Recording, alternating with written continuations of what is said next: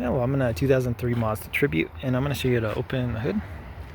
So from the driver's side here, you should see a lever with a little resistance to pull, and you should hear a pop. Now open the safety release.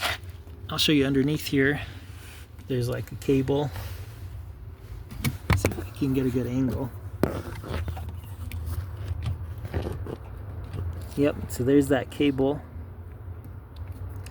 If this isn't attached for some reason, you'll need to track it down and get it tightened up.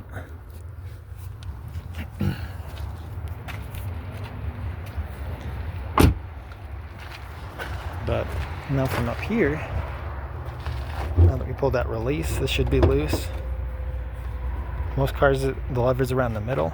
Here, it's right here. We'll push up and pull. It's a fairly heavy hood, not too bad, but hooked on from there to this piece. Here's that lever. If you're having issues getting this, maybe your hood's not quite straight, or this piece got knocked out of center, so you can get that adjusted. Check for any debris to clean up, maybe WD-40 to loosen it up. And then you can see there that cable too that runs to the driver's side for that safety release. But I hope this is helpful. Hope you have a wonderful day.